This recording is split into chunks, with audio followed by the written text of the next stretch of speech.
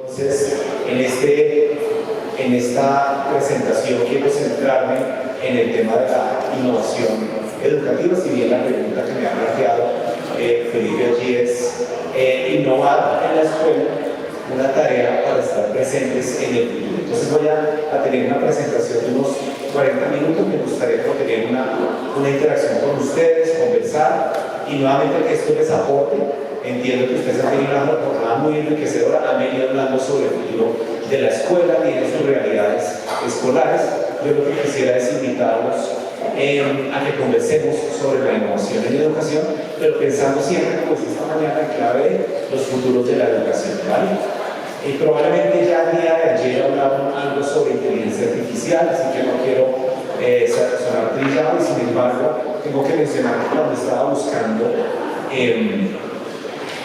una portada para esta presentación, la IA generativa me ayudó y generó estas dos imágenes cuando uno le dice sobre el futuro de la educación, y no sé si ustedes lo saben, pero bueno, se ha dicho hasta la saciedad, la inteligencia artificial generativa se equivoca y tiene sesgos.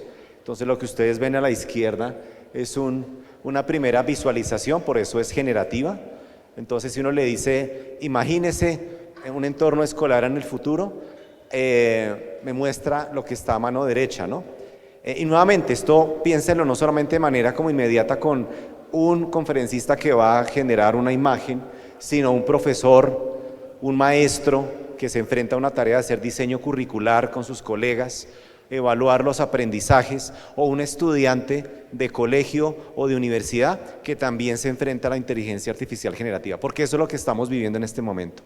Nos estamos enfrentando a algo que no conocemos, estamos como tratando de entender qué es eso, y eso tiene implicaciones tanto positivas como negativas. Entonces quiero hacer la reflexión sobre esto. Primero, cuando le pido que genere una imagen, me está generando a la izquierda algo que tiene solo tecnología. Es un aula donde además pues dejamos de lado otras realidades que hay en el entorno escolar. Solo niños, no hay adultos, se imaginó que son niños, está bien, ¿cierto? Pero de alguna manera es muy parecido a lo que estamos viendo hoy en día. Yo le dije a la inteligencia artificial, me parece que estás muy sesgada hacia la tecnología, ¿qué más puede haber? Y genera lo que está a la derecha. Lo que hizo fue ponerme arbolitos maticas, porque de alguna manera lo que hace la inteligencia artificial generativa, no vamos a discutir eso ahora, es generar escenarios sobre la base de la información que tiene, ¿cierto? Es discutible si es creadora o no, creativa o no. Lo que está haciendo es retomar cosas que son sesgos comunes, sesgos humanos, sesgos a pensar que el futuro es con tecnología, sesgo a pensar que el futuro de la educación va a incluir niños, niñas, y de pronto tenemos que pensar que también hay envejecimiento poblacional. De pronto la educación no va a incluir solamente niños o niñas, ¿cierto? Lo verde es porque de alguna manera estamos ante una apuesta de sostenibilidad ambiental, y entonces me pone allí. Pero nuevamente, fíjense que aunque puede ser muy bonita la imagen generada por inteligencia artificial, es presa de los sesgos, ¿cierto? Cuando hablamos de imaginar futuros de la educación, que es un poco lo que mencionaba esta mañana, incluso la inteligencia artificial generativa se queda anclada en los sesgos actuales, ¿cierto? En no poder imaginar otras cosas, ¿vale? Entonces, con eso quiero hacer un preámbulo, y voy a hablar de innovación en la escuela para pensar la importancia que tendría el futuro, pero lo voy a hacer de una manera pues, particular. Voy a tratar de responder estas tres preguntas. Espero que esto les sirva, les dé herramientas o criterios para confrontar, incluso si están en desacuerdo. Me parece importante eso, fomentar el pensamiento crítico en nosotros mismos. Y estas son las tres preguntas que voy a tratar de atender. Lo primero es no dar por sentado que todos entendemos lo mismo por innovación, es decir, ¿qué entendemos por innovador? ¿Cierto? ¿Es innovador lo que hacemos en mi institución? Bueno, preguntémonos qué significa que algo es innovador en un congreso de innovación educativa. Me parece importante no dar por sentado que automáticamente innovación es introducir algo nuevo o introducir inteligencia artificial. De pronto es más complejo eso. Lo segundo es quiero atender a la pregunta por qué capacidades tendríamos que desarrollar en las instituciones, ¿cierto? Capacidades docentes, y me voy a tratar de embarcar en una propuesta de competencias. ¿Qué significa que la innovación sea una competencia, cierto? Algo que podamos desarrollar, transferir, porque las competencias son transferibles a otros contextos, y de alguna manera podamos desarrollar paulatinamente. No es algo que por decreto. En Colombia, en la década de los 80 del siglo pasado, hubo un decreto, el Decreto de Innovación Educativa. Francisco Cajiado, de hecho, participó de ese decreto, pero es chistoso, es curioso que uno pueda dictaminar por decreto la innovación. Más bien es algo que se desarrolla, es un proceso vivo. Y voy a enfocarme, como soy académico y tengo ese sesgo, esa tara probablemente no es tan útil en ciertos contextos, pero voy a traer mi agenda investigativa. En lo último que me voy a enfocar es un problema que no se suele hablar y es sobre la perdurabilidad. Si algo nos importa, si algo que llamamos innovador queremos defenderlo, ¿cómo hacemos para que se sostenga en el tiempo?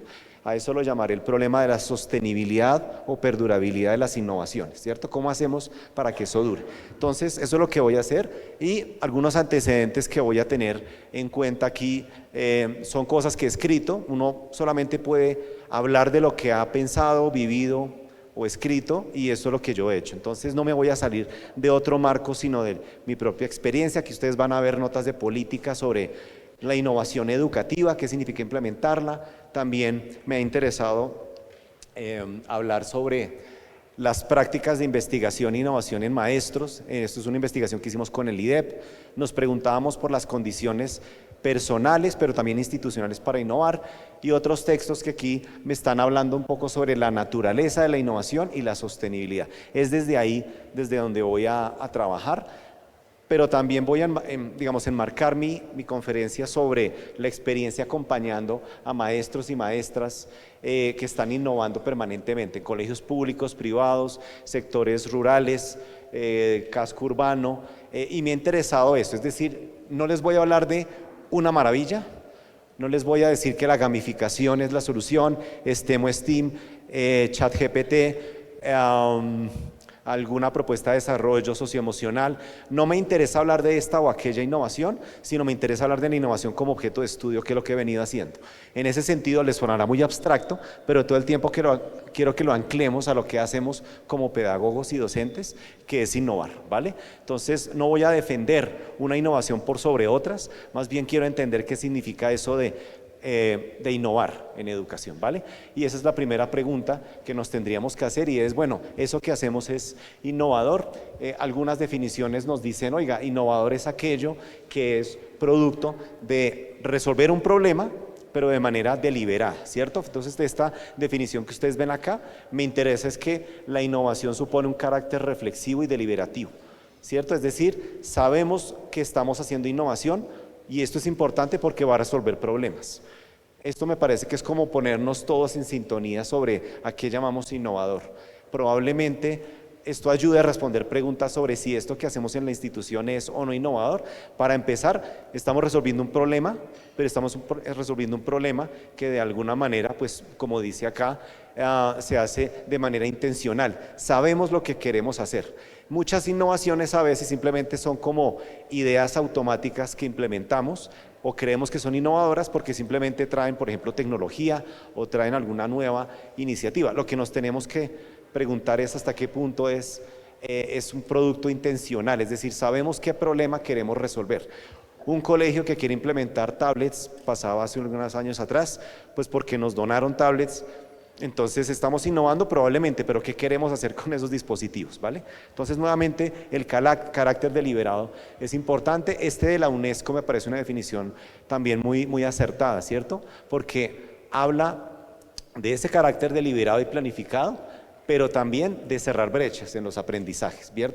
Entonces una innovación educativa que podría ser es algo que de alguna manera nos permite cerrar brechas en los aprendizajes, pero supone que sabemos muy bien qué brechas queremos cerrar, no simplemente qué nueva adquisición va a hacer la institución. Y en ese sentido, preguntarnos por la innovación es saber qué brechas tenemos. Fíjense que implícitamente esto me interesa porque es un problema de evaluación. ¿Cómo evaluamos las brechas que tenemos en el aula y cuáles son las innovaciones que nos pueden ayudar a cerrar esas brechas? Nuevamente es una pregunta reflexiva, No les estoy diciendo cuál es la innovación que les va a resolver todos los problemas de aprendizaje, sino cuál es el tipo de innovaciones que queremos utilizar para cerrar ciertos problemas de aprendizaje, ¿vale? Un sesgo común cuando hablamos de innovación, pues las tendencias del momento, ¿cierto? Hay muchos lugares, digamos, del mundo que están generando repositorios. Ustedes saben que el TEC de Monterrey tiene un observatorio de innovación educativa y nos bota este tipo de cosas, son tendencias, ¿cierto? En estas tendencias van y vienen algunas tendencias que pueden incluir sobre todo tecnología. Aquí ven que la mayoría utiliza tecnología. Entonces, cuando hablamos de tendencias en educación, queremos pensar automáticamente en que el tema es tecnológico. Probablemente sí lo involucre, pero lo que queremos es preguntarnos nuevamente qué de esas tendencias son pertinentes para nosotros como instituciones. Y nuevamente lo que me ha interesado es tratar de entender críticamente la adopción de ciertas innovaciones, porque muchas de ellas no se hacen estas preguntas que estamos haciéndonos acá. Para empezar, ¿qué problemas estamos atendiendo? Segundo, realmente estamos entendiendo muy bien lo que nos va a implicar adoptar alguna de estas estrategias. Y tercero, como las expectativas que hay alrededor de una innovación. Entonces, en un congreso de innovación educativa donde ustedes han escuchado muchísimas experiencias que pueden ser innovadoras, lo interesante es ver el tipo de preguntas que nos hacemos sobre ellas y las expectativas. Precisamente, que es la curva de Gartner, se ha discutido mucho recientemente a propósito de la inteligencia artificial. Aparece una innovación, en este caso una innovación tecnológica, y tenemos una expectativa grandísima. Siento yo que todavía estamos tratando de llegar a esa meseta, ¿cierto? Algunos como Ethan Mollick, un autor famoso sobre inteligencia artificial que escribe su texto Cointeligencia, ha hablado precisamente de esto, que la inteligencia artificial probablemente sea una innovación muy similar a la máquina de vapor o la internet. Es lo que llamaríamos tecnologías de propósito general. No van a ser una moda más, sino que van a transformar muchas esferas de la sociedad. Y en ese sentido uno diría, uy, hay más expectativas aún, pero igual estamos en un momento de mucha expectativa sobre lo que podemos llegar a hacer con este tipo de tecnologías. Entonces yo lo que quisiera es como que para empezar nos preguntemos cómo actuamos cuando vemos una innovación y queremos adoptarla. Queremos identificar que eso que hacemos es innovador o nos hacemos preguntas sobre si tiene valor o no. Entonces me parece que es importante preguntarnos también qué expectativas tenemos sobre la adopción de una nueva innovación. Y me parece importante esto porque nuevamente algunos dirán, no, la inteligencia artificial va a cambiar completamente la historia de la educación, y lo que tendríamos que preguntarnos es qué estamos haciendo con ella, no simplemente si pasivamente la vamos a recibir o adoptar, ¿vale? Entonces, nuevamente, son preguntas de entrada, y también, por supuesto, está la pregunta por, bueno, ¿la innovación es originalidad o no? Cuando hablamos de innovación también nos vinculamos a este ámbito de la industria, del desarrollo tecnológico, del I+D, y eso es un sesgo, ¿no? Entonces, pensar que cuando hablamos de innovación en educación debemos usar la misma lógica y lenguaje que lo que usan en las industrias, en las empresas, en las corporaciones que de hecho están vendiendo educación con tecnología, EdTech. Y yo diría que hay que hacer un matiz. Estos autores que ven aquí lo dicen muy bien. La innovación en educación no tiene que ver necesariamente con ser original, ¿cierto? Ya podemos saber qué es el ABP, aprendizaje basado en problemas. No hay que inventarnos la rueda. Lo interesante no es qué tan original es el ABP, sino cómo voy a hacer que en nuestra institución el ABP se adopte. Claro, estoy en desacuerdo con un poco lo que dice aquí estos autores. Dicen, en educación el papel de las innovaciones no es el de inventar, sino más bien adoptar o adaptar soluciones. Es discutible, fíjense, uno puede discutir esta mención. ¿Colombia tiene innovaciones originales o simplemente somos adoptantes y replicantes? ¿Alguien me puede dar un ejemplo? No sean tímidos. Una innovación, ¿cómo? Gracias, Felipe, exacto. Fíjense, también hay innovaciones made in Colombia. Escuela Nueva fue en 1989 declarada por la UNESCO una innovación educativa a nivel internacional. Se exportó a Asia, de hecho, ¿cierto? Entonces sí, los Merani probablemente con su pedagogía conceptual, En fin, uno podría pensar algunos ejemplos de creaciones originales, pero en general uno podría estar de acuerdo con estos autores, con Havelock y Huberman, también con Rivas, en que muchas veces lo que hacemos no es que sea original, sino que el tema es cómo traducir, adaptar a nuestras necesidades. Entonces fíjense que eso nos está arrojando implicaciones súper importantes, y es creatividad. Creatividad no en el sentido de que tenemos que ser originalísimos, podríamos serlo por supuesto, sino en cómo adaptamos a las necesidades y soluciones que necesita nuestra escuela, ¿vale? Eso es una responsabilidad muy grande y es cómo somos creativos para adaptar. El problema no está en que la gamificación sea innovadora o no, sino qué hacemos para que eso atienda a las necesidades de aprendizaje. Entonces nuevamente romper con el mito de que innovar es usar tecnología, no necesariamente, aunque muchas veces lo pensamos así, o innovar es ser originalísimo, y pues tampoco. Más bien lo interesante es los fenómenos de adaptación creativa que hacemos en nuestros contextos, ¿vale?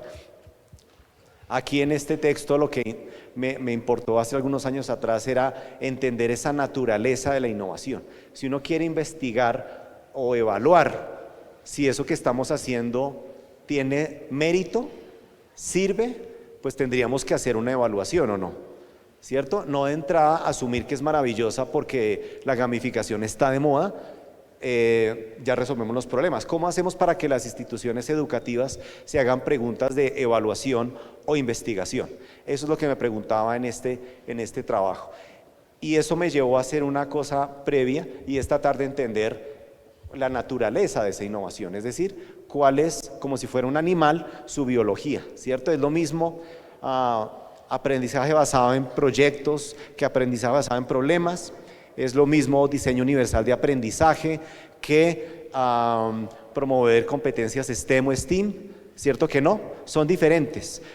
Tomemos las innovaciones como cosas que amerita interrogar, ¿cierto? No simplemente adoptemos ciegamente. Nuevamente, esas son preguntas reflexivas para sus escenarios. Si están enamorados de una innovación o quieren comprar alguna solución informática o tecnológica, primero preguntémonos, bueno, ¿qué brechas estamos cerrando? ¿De qué tipo de innovación estamos hablando? Y esto me ha interesado básicamente porque a veces creemos que exportemos de Singapur o Finlandia algún modelo maravilloso y automáticamente eso nos va a resolver los problemas.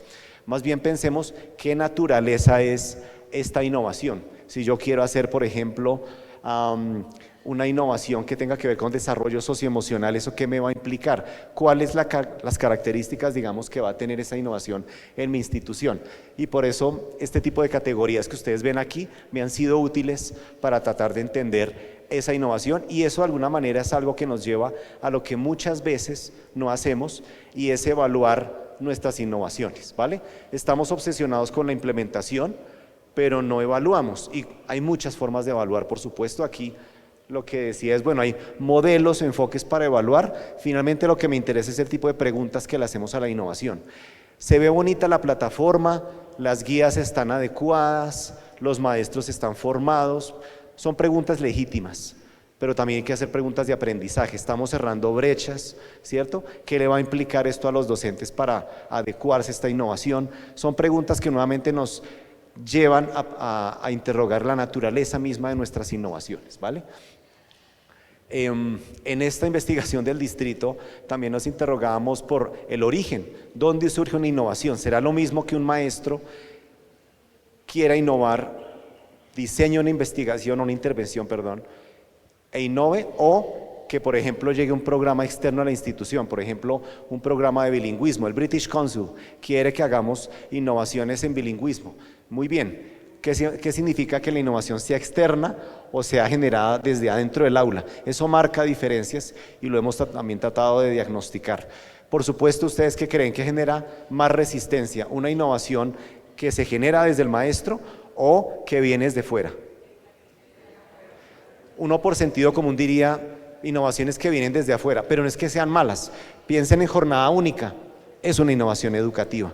Jornada única es una política que dice transformemos el tiempo escolar, y es una innovación que de alguna manera va a plantear innovaciones curriculares. Viene de afuera y no es que sea malo por eso. Puede generar resistencias, por supuesto, pero son naturalezas distintas, y eso va a tener que ver con la naturaleza de la innovación. Por supuesto, va a generar más resistencias si tenemos que convencer a docentes de algo que ellos no se inventaron o no han identificado como valioso.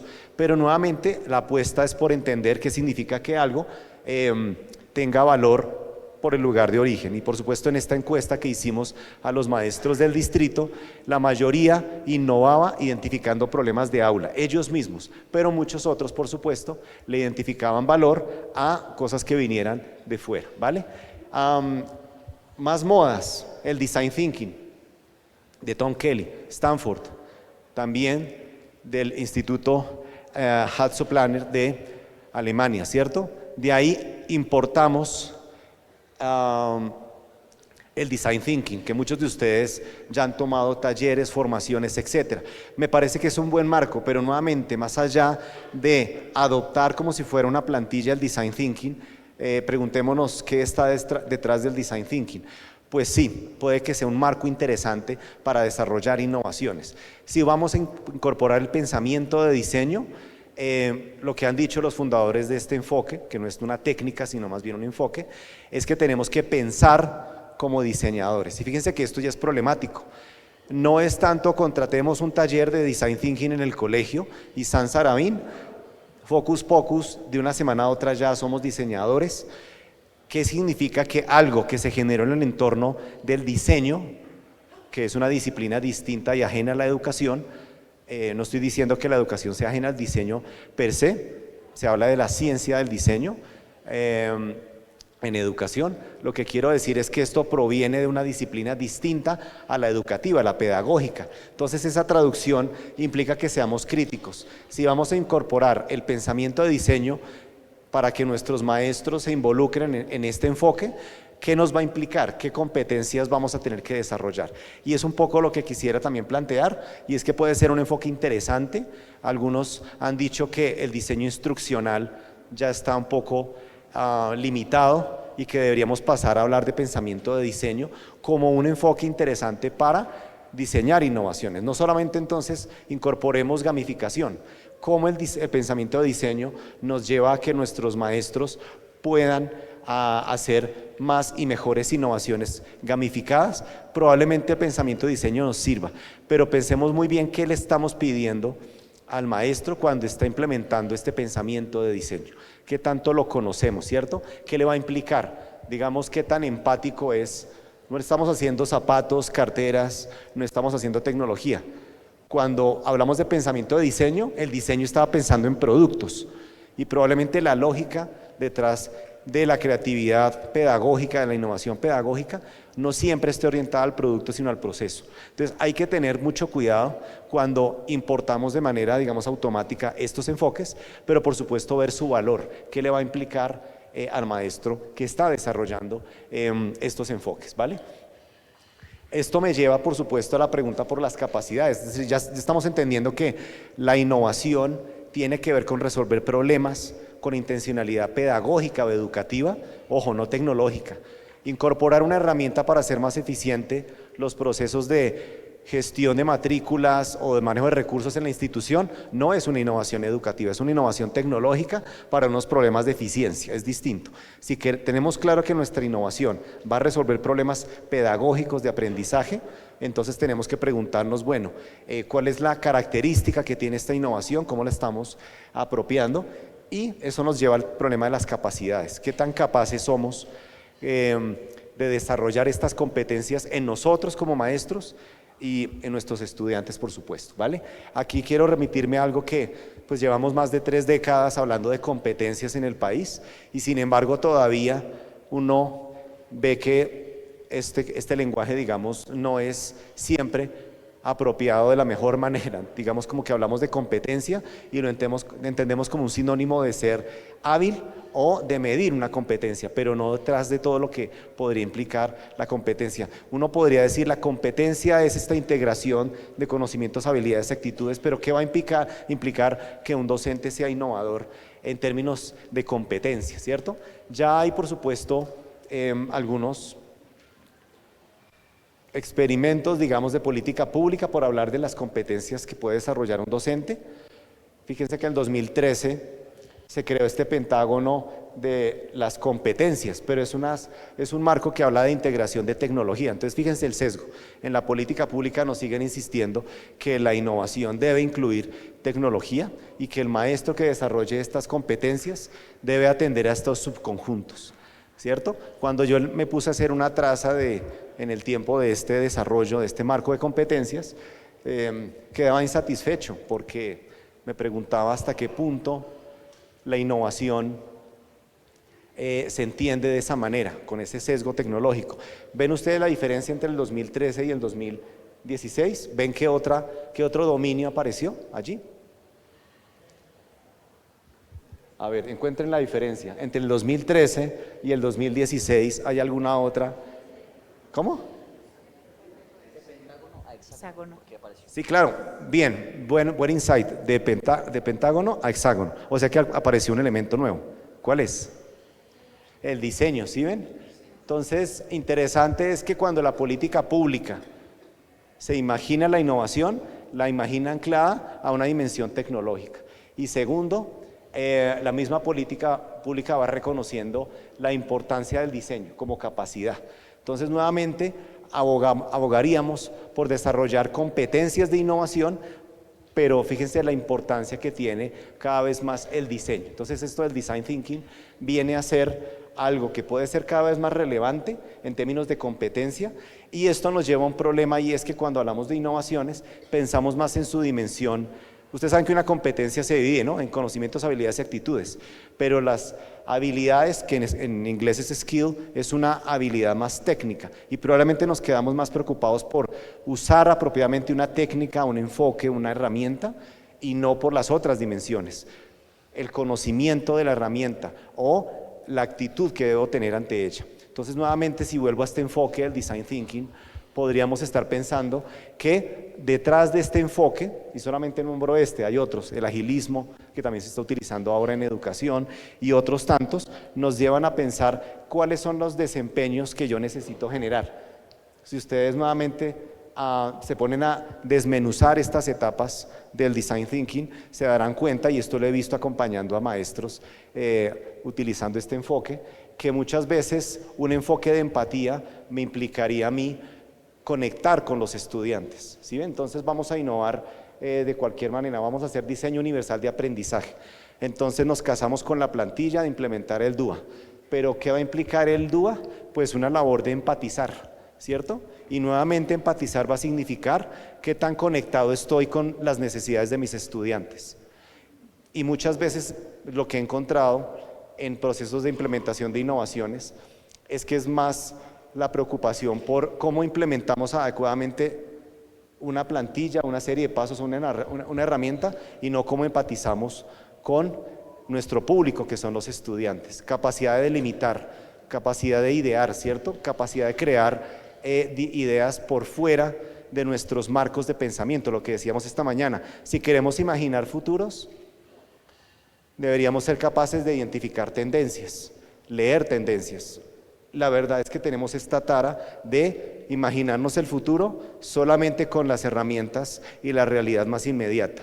Esto supondría entonces que un buen innovador, un docente competente innovador, tendría que tener para estas etapas de ideación la capacidad de leer tendencias, de, como decía Abel Rodríguez, exsecretario de Educación hace unos años, ampliar el horizonte cultural del maestro, ¿cierto? Que tenga un horizonte tan amplio que se pueda inspirar. Esto de ideación suena como me voy a sacar de la manga ideas creativas, y tristemente lo que termina pasando es que nos dan las ideas, nos limitan la capacidad de idear y de prototipar. Esto también es importante y lo he visto. Cuando estamos aplicando un marco de diseño, probablemente estamos más obsesionados por el resultado final que por la experimentación y por la posibilidad de hacer evaluaciones permanentes, ser críticos.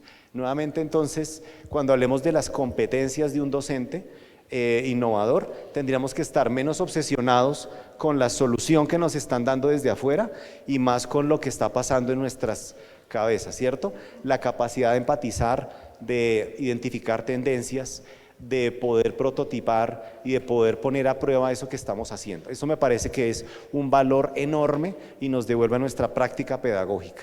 Y eso es lo que quisiera reivindicar aquí, nuevamente trascendiendo esta nube de tendencias que nos bombardean con soluciones no necesariamente inmediatas, pero que no se adaptan fácilmente a nuestra práctica, ¿vale? Y para dar lugar a la conversación, porque no quiero que esto sea tan extenso, ya quiero cerrar con esta tercera parte, y es la pregunta que me he hecho recientemente, más allá de la naturaleza de la innovación y el tipo de aciertos o desaciertos cuando estamos desarrollando competencias en un docente, está la pregunta por el tiempo. Es una variable temporal, ¿cierto? Es esto cómo se va a comportar en el futuro. Si estamos enamorados de esta innovación, llevamos 5 años haciéndola, pues bueno. Por ejemplo, hablaba con la rectora del colegio de la enseñanza, ahora en el break me hablaba de Singularity. ¿Qué es Singularity?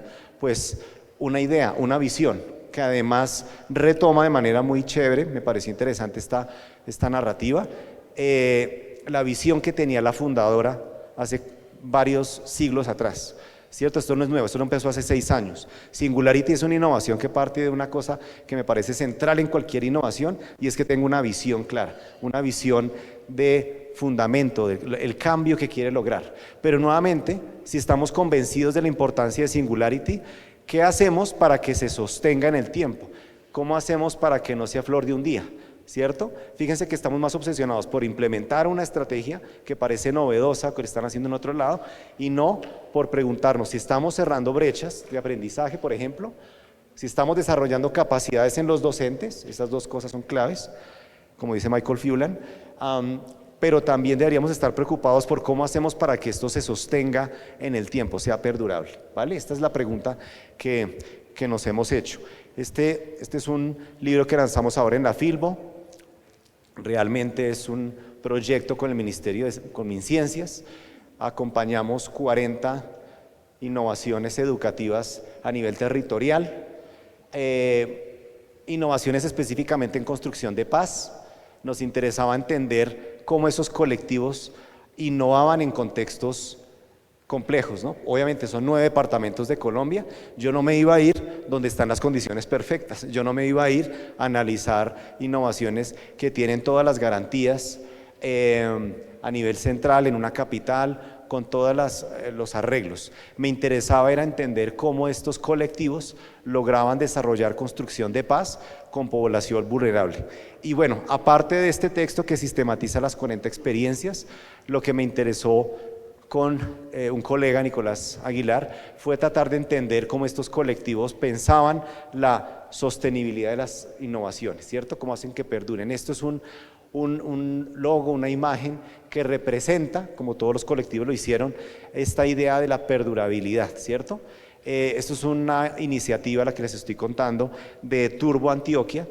Es un colectivo que trabaja con población vulnerable, por supuesto, para el cuidado del manglar. El manglar, ustedes saben que es un patrimonio, digamos, parte de la reserva biológica en el país, que no siempre se cuida, y la labor de esta maestra era con sus niños, niñas y jóvenes tratar de hacer de la escuela algo vivo, que trascendiera el espacio escolar. Me llamó mucho la atención porque cuando dibujan este logo, esto es un logo que dibujó un exalumno de esta institución educativa, dibuja el manglar rojo. Hay diferentes tipos de manglar, el manglar blanco, por ejemplo, el manglar rojo. Este es un tipo que persiste en el tiempo, y utilizaron esa metáfora para dar cuenta de todos los esfuerzos que han hecho en el tiempo para que perdure la innovación. Estamos hablando de una innovación con condiciones adversas, que no necesariamente usa tecnología, pero tiene claro cómo hacer de la escuela algo vivo, que trascienda el espacio cerrado.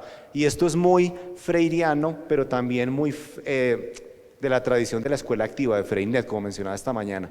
Es hacer de la escuela algo de Pestalozzi, probablemente también.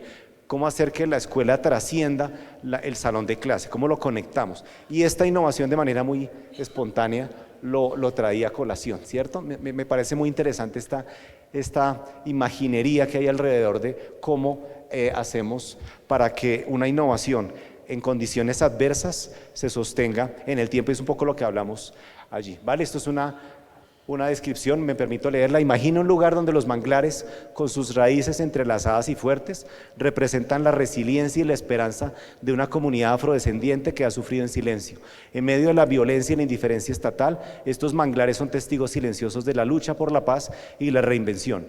La historia de los manglares de mi pueblo, que es el nombre de la experiencia, nos lleva a un viaje donde la naturaleza y la comunidad se unen para construir un futuro mejor, enseñándonos que, al igual que los manglares, podemos resistir y florecer incluso en los momentos más oscuros. Nuevamente, estamos hablando de una maestra que trabaja con una población que probablemente tenga un proyecto de vida roto, en crisis. ¿Qué proyecto de vida puede tener un joven en este contexto, en Turbo, Antioquia, con todas las dificultades que está enfrentando? Y nuevamente la pregunta: ¿por qué hacemos para que las innovaciones, cualquiera que ésta sea, se sostengan en el tiempo? Pues esto requiere de una serie de capacidades en nosotros. Esta, en cambio, es una imagen que me trae la inteligencia artificial generativa, y yo quise citarla porque también me pareció, en un cierto sentido, creativa. Me la comparó la IAG con el fuego. Innovar es como encender un fuego, pero la sostenibilidad es asegurarnos de que siga ardiendo. Me parecía irresponsable no citar a la IAG, pero nuevamente, ¿cómo usamos la tecnología? Probablemente para generar escenarios futuros o para entender qué es lo que estamos haciendo, ¿vale?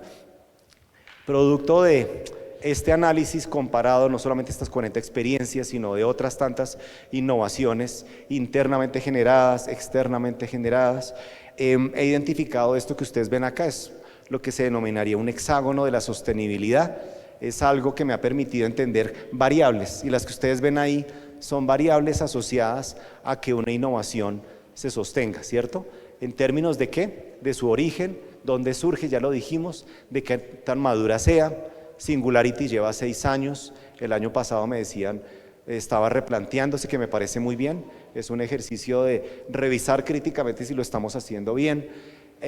Una variable estrella, que por supuesto estoy investigando mucho más, es la de liderazgo. Esto parece fundamental, por supuesto. No quiero darle más peso a una variable que a otra, pero el liderazgo y la gestión se vuelven determinantes. Para que una innovación se sostenga, usted necesita tener capacidades de liderazgo, cualquiera que éste sea. Por supuesto, hay estilos de liderazgo, pero esta es una variable fundamental que vemos siempre, que una innovación perdura en el tiempo.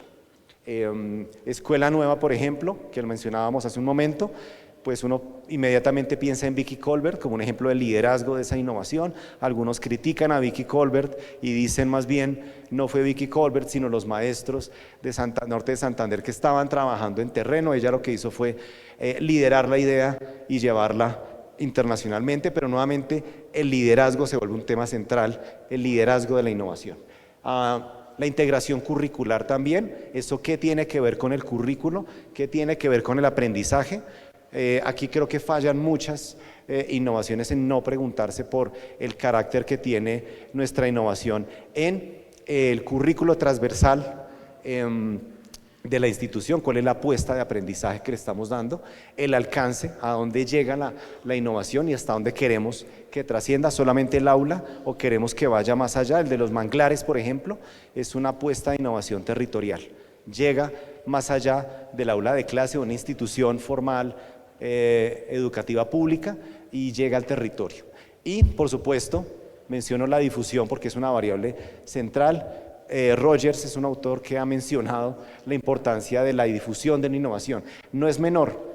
La difusión significa cómo hacemos que otros se contagien del cambio, cómo hacemos para que se movilice el cambio y los cambios de mentalidad. Esto supone todo un trabajo de comunicación y de apropiación que muchas veces también es dejado de lado. Nuevamente, lo que quiero con este hexágono es pensar cómo la innovación, más allá de que la entendamos bien, que nos pongamos de acuerdo, o el desarrollo de capacidades en los maestros y maestras, cómo podemos pensar en factores que permiten que una innovación se sostenga y no simplemente le invertimos tiempo, dinero, recursos a algo que probablemente no dure. Es por supuesto una pregunta por el futuro, por aquello que debería perdurar. Bien, y ya manera como de cierre, si uno quisiera mantener esa llama encendida de la innovación, y porque no he encontrado un marco que me convenza, ni siquiera a nivel internacional, debo decir, me encantaría escucharlos. Un marco de competencias para la innovación, más allá de la tecnología.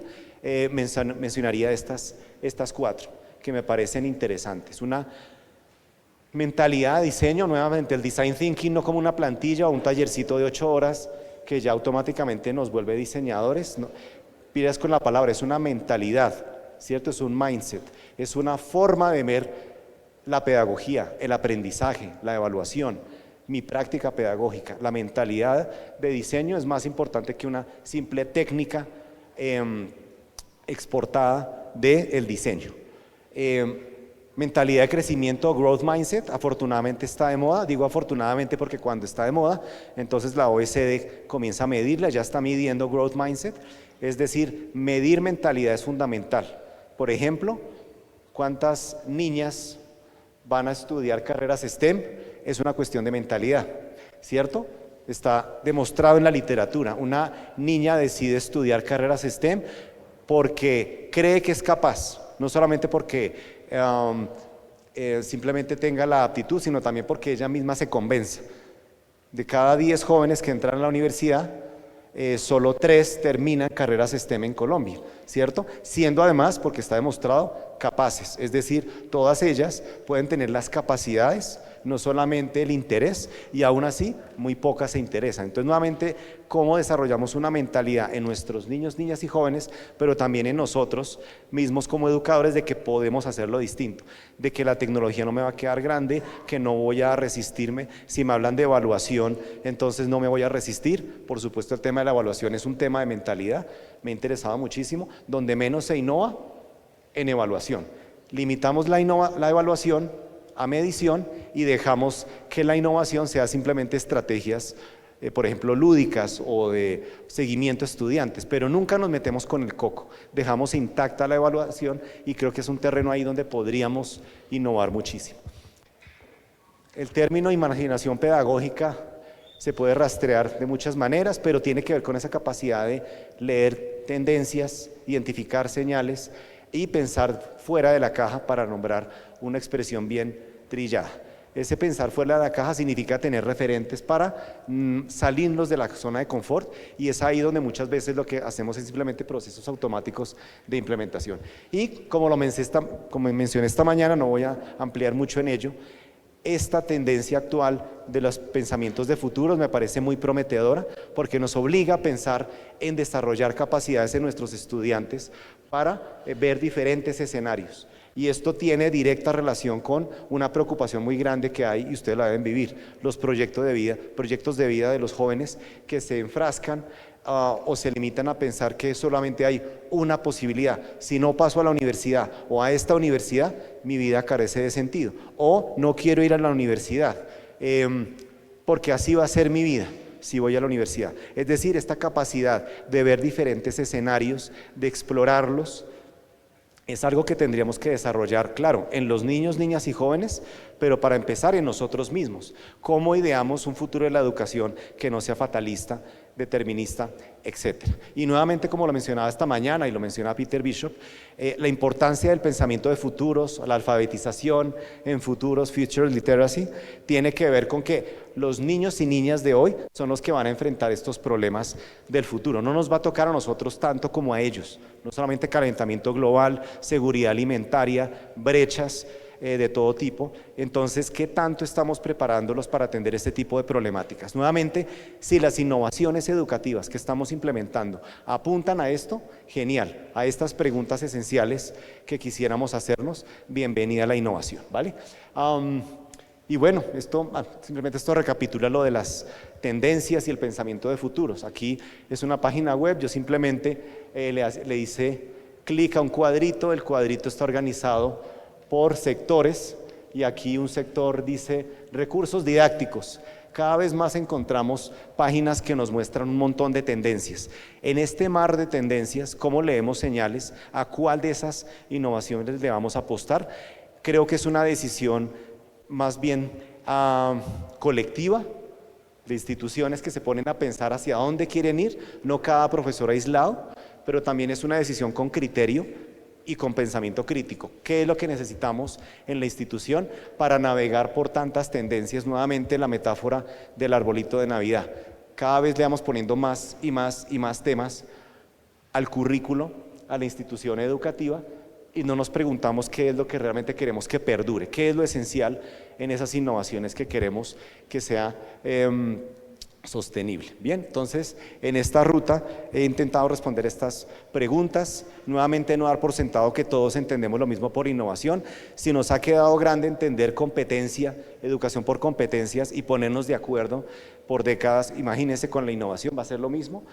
Deberíamos tener como unos mínimos, ponernos de acuerdo en términos de qué va a ser una innovación en nuestro contexto institucional, cómo vamos a desarrollar capacidades en los docentes con una mentalidad de diseño, pero en términos de competencia y no simplemente de una alfabetización técnica y funcional. Entonces aprendo a manejar esta plataforma, pero eso no tiene nada que ver con lo que voy a hacer en otras clases o con mis colegas. ¿Cómo desarrollar capacidades? Es la pregunta. Y por último, me interesa mucho la pregunta por la sostenibilidad. ¿Cómo hacemos para que perduren aquellas cosas que consideramos valiosas en su naturaleza? Bien, bueno, dejo hasta acá. Quisiera como abrir un espacio de preguntas y una conversación nuevamente, asumiendo que tenemos una mentalidad de diseño, una mentalidad de cómo esto me puede servir para hacer mejor las cosas que hago en mi nicho de trabajo. ¿Vale? Muchas gracias.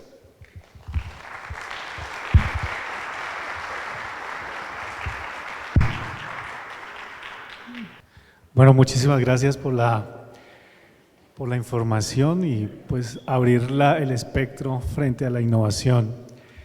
Nos gustaría de pronto que nos pudiese narrar un poco más sobre la experiencia de los manglares, pues ya que de pronto aquí tenemos instituciones educativas rurales del sector público en el que las innovaciones a veces se limitan a la proyección de presupuestos. No hay plata para hacer nada. Entonces, esta experiencia sería interesante conocer un poco más a fondo como la dinámica para su perdurabilidad. Sí, bueno, es una invitación a que se acerquen al libro. El libro no está en venta, sino que va a salir en la Feria del Libro. Va a haber una versión en línea y no está en venta pues porque se hizo con un proyecto de recursos públicos. Entonces la invitación es a que se acerquen a las 40 experiencias, pero todas tenían ese punto en común. De esta, ¿qué podemos decir? Pues es una experiencia muy bonita, pero muy dura en términos de todo lo que implica ver la realidad de un maestro que quiera sacar adelante una innovación que de alguna manera no recibe todo el interés. Ahora, lo bonito de estas experiencias es que por eso hicimos de presente el liderazgo como variable, ¿no? El liderazgo es fundamental porque lo que se muestra en esta experiencia y en otras tantas es cómo el liderazgo de la maestra logró involucrar a instancias por fuera de la escuela. Entonces yo creo que lo bonito, y por eso usamos este enfoque, ustedes saben que la sistematización de experiencias es un enfoque de investigación en educación. Ahí está, por supuesto, Oscar Jara y otras personas que han trabajado en Colombia esta metodología. La sistematización busca recoger el saber acumulado y ahí extrajimos sobre todo un saber del liderazgo distribuido. Y yo creo que lo más interesante de esta experiencia y de otras es que en los manglares, por ejemplo, aquí lo que estaba en juego era una visión de la escuela donde los chicos tenían que ir más allá de simplemente cumplir con un canon, unos estándares que no tenían sentido en ese contexto territorial. Es decir, en otros contextos quizás más urbanos tendría sentido hablar de evaluación de cierta manera, de competencias, de rendición de cuentas, pero aquí la manera como la maestra logró hacer de manglar un artefacto de aprendizaje, vincular otras organizaciones para que entendieran el valor, y nuevamente pienso en Vicky Colbert, no porque quiera defender la escuela nueva, sino porque es un poco un caso que he analizado, el de Vicky Colbert, cómo fue la traza de liderazgo de esta señora para lograr sacar adelante escuela nueva, ¿cierto? Y fue exactamente un patrón común que yo veo de tipos de liderazgo distribuido, en donde se aliaba con personas que podían catapultar un poco esta experiencia. De lo contrario se hubiera quedado encerrado. Yo creo que esto es una invitación a que las innovaciones no se queden encerradas, sino que difundamos. Fíjense que es otra variable que miro en el hexágono, la difusión. La difusión supone que sabemos mostrar lo que hacemos. y fue muy bonito en este libro que las 40 colectivos pudieran sentarse a escribir. Es muy difícil, a veces los maestros o no tienen tiempo, o hay que decirlo, no tienen todas las competencias para formalizar toda su experiencia. Parece muy sencillo para muchos de ustedes probablemente, muchos de nosotros se nos facilita escribir fluidamente, pero muchas veces y en estos contextos, sentarse a procesar, formalizar lo que fue la experiencia, pues ya es todo un reto. Y nuevamente eso es políticamente estratégico, es decir, poder difundir hacia afuera todo lo que se está haciendo, pues fue lo que llevó a esta experiencia a ser una de las seleccionadas, su capacidad de difusión, mostrar lo que hizo. Eso me parece que es una virtud que hace parte de las competencias que quisiéramos en los docentes, ¿vale? Muchas gracias.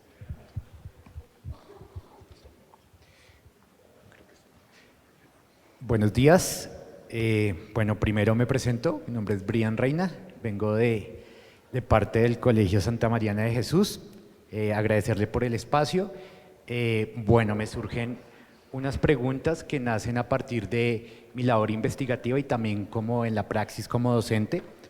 Yo soy doctorante en Historia de los Andes y también como docente aula surgen unas preguntas muy específicas en torno a las políticas públicas, revisando, digamos, la historización de cómo se ha hecho la educación en Colombia. Las políticas públicas siempre han estado innovando, ¿no? Pero cuando vamos realmente a las regiones, como nos ha mostrado, hay una brecha gigante que muchas veces no se cumple. Entonces, mi pregunta viene justamente a eso. Entonces, teniendo en cuenta su experiencia investigativa con estos libros y también con los enfoques que usted trabaja, ¿cuáles deben ser los cambios específicos en la política pública colombiana para romper las barreras históricas creadas por la pobreza, la desigualdad, la falta de integración a la diversidad, como por ejemplo raza, género, neurodiversidad cultural y sobre todo las víctimas del conflicto armado? Vale, esa pregunta se responde con otra tesis doctoral, así que no la voy a responder. Sí, sí, es una pregunta que nuevamente la lanza usted a la política pública y nuevamente lo que estamos buscando acá, y por eso traía a colación este decreto de la innovación educativa de los 80s, como que eso no es top-down, no es algo que usted pueda por decreto forzar a que la gente innove, ¿cierto? La política pública tiene unas limitaciones, y esto sí es metiéndole más tecnicismos académicos. La política lo que hace es, la política pública, no solamente educativa, imagina un problema, imagina un maestro. Este hexágono de la competencia docente es una forma de imaginar al docente, ¿cierto? Entonces, a veces la política pública es o no es informada por los estudios, por las investigaciones, por los datos, eso por lo general no ocurre, pero más allá de que sea informada o no, pues hay una brecha entre lo que imagina la política pública, que es el problema, y lo que termina ocurriendo en los territorios. Igual con jornada única, llevamos casi 10 años de una política pública y hasta ahorita en Bogotá solamente el 30% tiene implementada jornada única. Estoy asumiendo que jornada única es una innovación chévere, es decir, hay gente que puede ser crítica de la jornada única, etcétera, pero como innovación pues está muy bien. Y sin embargo, mire, después de 10 años solo el 30% en Bogotá solamente pues ha implementado esta. ¿Por qué se demora tanto? Probablemente porque no llega, probablemente porque lo más importante es lo que ocurre en las instituciones. Entonces yo creo que la invitación aquí es ver que si hay brechas en la política pública para ver esos problemas, el llamado es a la agencia, es decir, qué tanto los maestros y las instituciones pueden hacer esa reinvención, ¿cierto? El futuro no lo debería diseñar solamente la política pública. O sea, sí hay un COMPES de tecnologías para aprender, hay un COMPES de inteligencia artificial, ya salió, nos va a afectar a todos, pero lo más interesante para mí, sin desvirtuar la política pública, es lo que podamos hacer con la inteligencia artificial desde abajo. ¿Cómo hacemos para no autoexcluirnos? Somos docentes de ruralidad, ergo nunca vamos a cerrar la brecha de competencia digital, probablemente, pero probablemente necesitemos encontrar caminos como estos, caminos donde hay adversidad, pero hay estrategias. Yo siento que el maestro hoy tiene una labor muy importante para movilizar cambio y no esperar a que la política pública sea perfecta, porque nunca lo va a hacer, como acabo de mencionar, ¿vale? No sé si respondí la pregunta, pero nuevamente es súper estructural lo que usted está planteando allí, y yo creo que el llamado es a cómo nosotros desde nuestros nichos institucionales podemos movilizar el cambio, ¿vale? Muchas gracias. ¿Algo otra mesa tiene otra pregunta?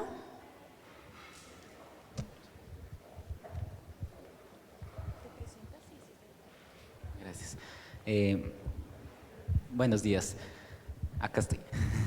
Sergio Martínez, docente de la Corporación Unificada de Educación Superior, CUN. Bueno, hablando de innovación pedagógica, justamente en términos de proyección para la academia, una de las funciones sustantivas de la educación, pues la ha adoptado más la educación superior, pero considero que también debería adoptarse desde la educación escolar, es la proyección social. No es un secreto que la proyección social es poder tener ese acercamiento de la academia a las problemáticas reales. Sin embargo, en nuestros territorios nosotros tenemos un reto aún más grande, y es que hemos aislado a diferentes comunidades o diferentes territorios de la misma proyección social desde la academia. ¿De qué manera la educación, tanto superior como escolar, se puede armonizar con el sector real o con el sector productivo para generar realmente una proyección social de impacto a nivel territorial? Vale, otra pregunta de doctorado. Muchas gracias. Bienvenido sea que lo inicie. Sí, el problema de la articulación, ¿no? El problema de cómo hacemos para que el tránsito. Se ha hablado de trayectorias educativas completas, ¿no? Es todo un concepto, hay una nota técnica del ministerio sobre el tema, y que haya una nota técnica no significa que sea una realidad. Nuevamente, como un académico, Víctor Manuel Gómez de la Universidad Nacional dice, el puente está quebrado, ¿no? Así se llama el libro de él. El puente está quebrado significa no sabemos para qué la media, no sabemos para qué la educación de 10º y 11, por ejemplo, para darles herramientas de proyecto de vida a los jóvenes. ¿Es sistémico el problema? Sí.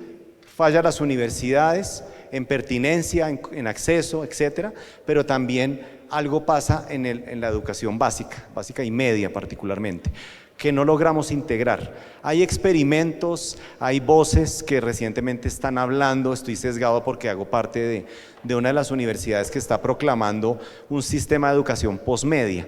Recordar que, y esto también lo dice Víctor Manuel Gómez, este académico de la Nacional, es como una pirámide, ¿no? Es decir, se ha generado un sistema de a codazos, voy a ser parte de estos 500.000 cupos para llegar a educación superior, porque nuevamente la mentalidad, la única manera de tener éxito en la vida es llegando a la universidad, y no tenemos un sistema más bien heterogéneo como funciona en otros países, donde hay un sistema de educación posmedia más amplio, es decir, hay otros tránsitos, otras trayectorias distintas a la universidad. No es por decir que la universidad no sea un tránsito interesante o pertinente, pero no debería ser el único. Entonces creo que estamos fallando a nivel sistémico de pensar que el único camino feliz es el de la universidad, y no pensar estos sistemas más distribuidos como se ha estudiado. Países como Dinamarca o Alemania tienen un sistema más diferenciado y horizontal, no piramidal como lo dicen estos investigadores, porque nuevamente lanzamos unas señales, nuevamente la labor de la escuela de ustedes, lanzar señales de un proyecto de vida diferenciado, diversificado, que no se quede solamente pensando que hay un único camino posible de proyecto de vida. Eso supondría pensar que hay una oferta cada vez más amplia, y yo creo que la hay, cada vez se está diversificando más, de educación técnica y tecnológica. Hay nuevas formas de entender el ejercicio laboral, y de hecho, más allá de que el discurso suene bonito, ya está pasando y lo estamos viendo, se están transformando los escenarios laborales. No solamente es que hay decrecimiento poblacional, primera señal de cambio, sino que también hay muchas profesiones que están o desapareciendo, o transformándose, o dando lugar a otras diferentes, ¿cierto? Entonces yo creo que aquí se responde eso en términos de cuál es el papel de la educación media y cómo la media innova con todo lo que acabamos de decir. ¿Sí? Entonces, no, la culpa es de la política pública. Bueno, sí, échale la culpa a la política pública. La culpa es de las universidades. Bueno, échale la culpa a las universidades. Pero en términos de agencia, yo siento que, y sin desconocer preescolar, por supuesto, determinante, ya sea dicho hasta la saciedad, es súper importante, de 0 a 5, todo lo que ocurra en la primaria y el bachillerato, pero creo que la media es un terreno que, nuevamente, no se sabe para qué, y es un terreno donde podríamos innovar muchísimo, haciendo innovaciones educativas en clave de proyectos de vida. Ahí yo veo un potencial muy grande, nuevamente no es para darles herramientas para que ingresen a la universidad, sino para que ellos sepan muy bien qué quieren hacer con su futuro y su talento. Eso me parece que es una tarea de innovación de las escuelas.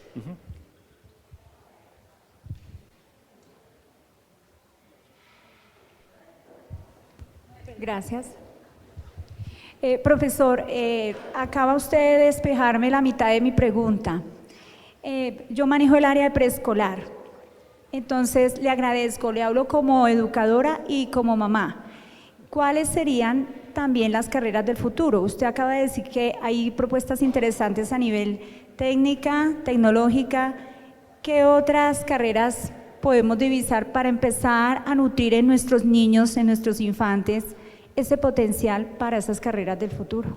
Gracias. Muchas gracias por la pregunta. Nuevamente, como lo mencionaba en la parte de la mañana, no se trata de jugar a la bola de cristal y adivinar, más bien es de, uno, identificar señales de cambio y dos, aprender a elaborar escenarios. Y eso es parte del enfoque de pensamientos de futuro. Es todas unas metodologías particulares para lograr eso, para que no adivinemos, pero sí podemos leer señales de cambio.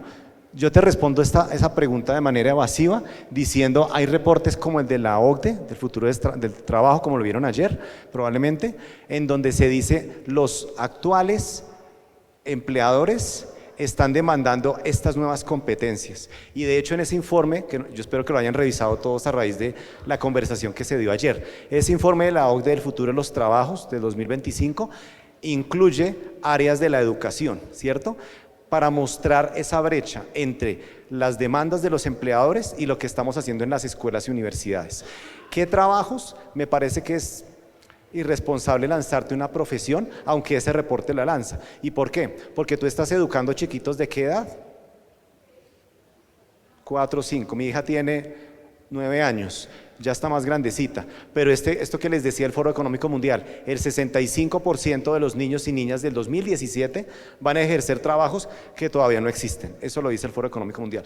Con eso, ¿tú qué haces? La verdad, incertidumbre, como se llama este evento. Pero no significa desesperanza, significa que sí, tenemos que leer señales. Una señal que leemos, cambio climático; otra señal, seguridad alimentaria; otra señal, hay cada vez más problemas de desarrollo socioemocional. Entonces, leyendo esas señales, no es cómo los preparamos para un trabajo que ni idea cuál va a ser, sino cómo leemos esas señales para tratar de sacudirnos, que es un poco lo que nos decían esta mañana a Cecilia, a Diego y a mí. Las facultades de educación, por lo menos, estamos rezagados. No estamos leyendo las señales y no estamos, por ejemplo, atendiendo esas brechas que se están presentando. Entonces, yo no puedo decirte qué profesiones, ese reporte sí menciona unas cosas, pero me parece que es sesgado, porque ese reporte primero, pues desde el norte global, es decir, si aplicáramos un pensamiento crítico desde el sur, diríamos que todos los trabajos van a tener que hacer analítica de datos e inteligencia artificial, sí, pero pues, y los que no, y hay otros trabajos que no. Entonces yo creo que es como, más bien esto es una señal de cambio, pero no juguemos a la bola de cristal. Yo sí siento que hay unas brechas en desarrollo socioemocional y en competencias digitales que deberíamos estar formando. Y claro, estamos hablando de una población donde tenemos que proteger al 100%, ¿cierto? La primera infancia y la primaria debería ser y se ha dicho bastante, no hay que exponerlas a la tecnología. Ay, pero hay que cerrar competencias digitales, sí, pero no los exponga, pero más bien déles herramientas cuando llegue al bachillerato y a la media para que la use de la mejor manera. Pero si los maestros tenemos miedo, mentalidad fija, no de crecimiento a la tecnología, pues estamos inspirando miedo o una subutilización de la tecnología. Entonces yo, claro, a riesgo de ser simplista y no lo quiero hacer, primera infancia y preescolar y primaria, desarrollo socioemocional al 100, no significa que después no, y llegando al bachillerato, explotar al máximo el acervo tecnológico. La internet, tanto como la IAG, no es un pandemonio, como lo del martillo, no es ni bueno ni malo, es para qué lo usamos, como decía Martín Barbero. El problema no es el medio, sino la mediación. Entonces aprovechemos al máximo el potencial tecnológico, con creatividad, en vez de enseñarles a que eso es malo, pero igual lo van a usar. Entonces yo sí siento que hay que leer más señales sobre lo que está pasando con nuestros jóvenes hoy, con lo que está pasando en el escenario laboral, y no ser tan enfrascados en mi clase, mi currículo, mi área. Es una invitación a tener como las antenas puestas. Yo jugaría más a eso y no tanto a ver qué trabajos del futuro, porque no los podemos prever, no lo podemos prever. ¿Sí? Qué pena, muchísimas gracias. ¿Cómo estás? Ya estamos apenas de tiempo, muchas gracias a ti. Muchas gracias a todos y todas. Nuevamente me alegra que ustedes están pensando y repensando la educación y nuevamente no se autoexcluyan del futuro. Ustedes hacen parte del futuro porque están generando, digamos, estrategias innovadoras para niños y niñas que van a vivir ese futuro. Entonces es una invitación a que con mente abierta se sientan incluidos en todo este llamado por la innovación y muchas gracias por haberme escuchado. Hasta pronto. Muchísimas gracias. Un aplauso para el doctor Gary.